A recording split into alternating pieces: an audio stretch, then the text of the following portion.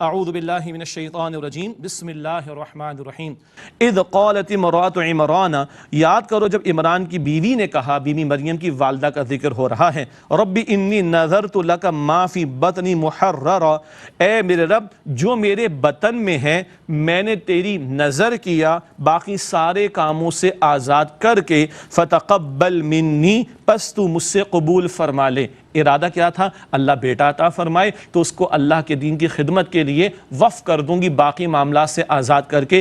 بہت اچھی ان کی نیت تھی، بڑا پیارا ان کا ارادہ تھا، یہ انہوں نے نظر مان لی۔ انک انت السمیع العلیم، بے شک اے اللہ تو خوب سننے والا، خوب علم رکھنے والا ہے۔ فلما وضعتها قالت رب انی وضعتها انثى، پس جب انہوں نے انہیں یعنی بیوی مریم کو جنم دیا تو کہنے لگیں اے میرے رب میں نے تو ایک لڑکی جنم دی ہے۔ اب خیال کیا آ گیا کہ بھائی اب بیٹی پیدا ہو گئی، اس کو کیسے خدمت دین کے لیے وقف کروں؟ ارادہ تو یہ تھا کہ بیٹا ہوگا، اللہ کا تبصرہ واللہ اعلم بما وضعت، اور اللہ کے علم خوب یہ بات تھی جو انہوں نے جنم دیا۔ ولیس الذکر کالانثی، اور کوئی لڑکا اس لڑکی جیسا نہیں ہو سکتا تھا۔ بی بی مریم کا تذکرہ بھی آ رہا ہے سلام علیہا، اور ان کی جو شان ہے اس کا بیان بھی قرآن حکیم میں آ رہا ہے۔ تو اللہ فرما رہا ہے ولیس الذکر کالانثی، اور کوئی لڑکا اس لڑکی جیسا نہیں ہو سکتا تھا۔ اب بی بی مریم سلام علیہا کی والدہ کا تذکرہ، وَإِنِّي سَمَّيْتُهَا مریم، اور میں نے اس کا نام مریم رکھا، وَإِنِّي أُعِيذُهَا بِكَ وَذُرِّيَّتَهَا مِنَ الشَّيْطَانِ الرَّجِيمِ، اور میں اس کو اور اس کی اولاد کو اے میرے رب تیری پناہ میں دیتی ہوں شیطان مردود سے۔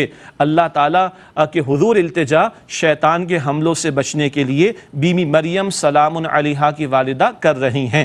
فتقبلها ربها بقبول حسن، تو اللہ تعالیٰ نے ان کے رب نے عمدگی کے ساتھ قبول فرمایا، یعنی بی بی مریم کے تعلق سے اس بات کو قبول فرمایا۔ وَأَنبَتَهَا نَبَاتًا حَسَنًا، اور ان کو عمدگی کے ساتھ پروان چڑھایا۔ وَكَفَّلَهَا زَكَرِيَّا، اور ان کو سپرد کیا زکریا علیہ السلام کے۔ ایک رائے ہے کہ زکریا علیہ السلام ان کے خالو تھے اور اللہ کے نبی بھی ہیں، چنانچہ وہ سرپرست بن گئے بی بی مریم سلام علیہا کے۔ کلما دخل علیہا زکریا المحراب، جب بھی زکریا علیہ السلام ان کے پاس محراب میں آتے، یہاں محراب کا صحیح ترجمہ یا ترجمانی ہوگی وہ حجرہ یا کمرہ جو خاص عبادت کے حوالے سے مخصوص ہوا کرتا تھا۔ وجد عندها رزقا، تو وہ ان کے پاس رزق پاتے۔ ایک رائے یہ ہے کہ بے موسم کے پھل وہاں ہوتے، اور ایک یہ بھی رائے اہل علم نے بیان فرمائی حکمت کی باتیں ان کی زبان پر جاری ہو جاتی۔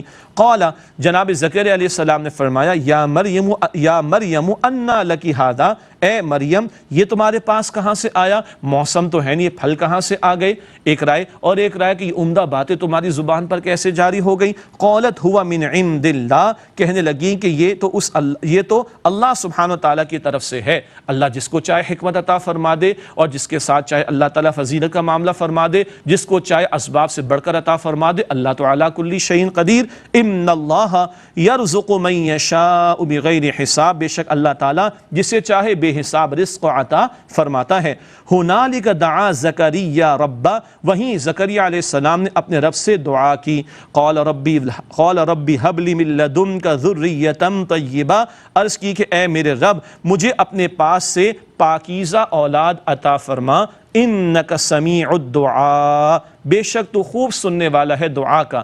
بہت اہم دعا اللہ سے التجا ہو رہی ہے، صرف اولاد کی نہیں، نیک اولاد کی۔ تو ہم بھی جب اللہ سے مانگے تو فقط اولاد نہیں، نیک اولاد مانگیں، نیک اولاد مانگیں۔